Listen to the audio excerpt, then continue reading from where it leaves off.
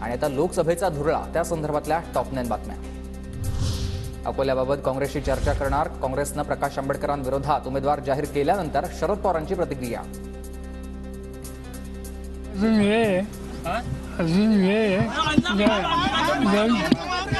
चर्चा करता येईल, काँग्रेसशी बोलता येईल आणि मी बोलणार आहे। बारामतीत पण वंचित उमेदवार देण्याच्या तयारीत आहे। चांगली गोष्ट।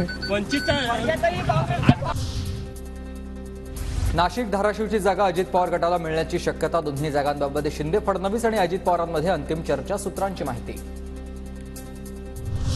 महायुतीकडून अद्याप 10 जागांवर उमेदवार जाहीर नाहीत। निवडणुकांच्या टप्प्यांनुसार महायुती उर्वरित उमेदवारांची घोषणा करणार। निवडणुकीचे टप्पे आणि तारखा पाहून उमेदवार घोषित करण्याचा निर्णय।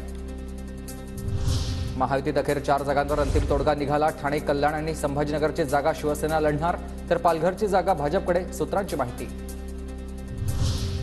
काही दिवसातच शिंदे गट अजित पवार गटाचं विसर्जन होईल। गरजेपुरतं जमवलेल्या गद्दारांना संपवायचं हे भाजपचं एकमेव मिशन। विनायक राऊतांचा हल्लाबोल। खासदार शिंदे गटाचे कृपाल तुमाने यांचा पत्ता कट केला, तिथे हेमंत गोडसेंना फेकून दिलं, बुलढाण्याला प्रताप जाधवना गच्छंती त्यांची उडाली, त्यामुळे गरजेपुरतं जमा केलं ह्या गद्दारांना। आता गरज संपलेली आहे, गद्दारांना संपवण्याचं एकमेव मिशन भाजपचं असेल।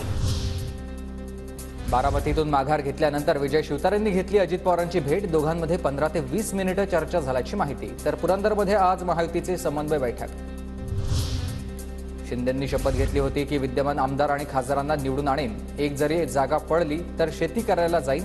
आता 13 जागा तरी राखा, अनिल परबांचा खोचक टोला।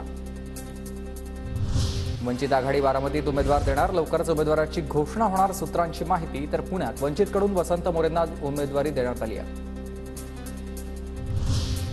वंचित चर्चा करत नाही म्हणून निवडणुका लढवायच्या की नाहीत, राऊतांचा सवाल। तर आम्ही अजून वंचितसोबत चर्चेसाठी इच्छुक, राऊतांचं विधान।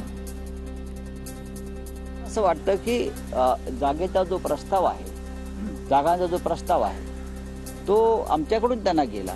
चर्चा आमच्याकडून अजिबात थांबलेली नाही, किंबहुना आम्ही आजही त्यांच्याशी संवाद साधण्याला इच्छुक आहोत।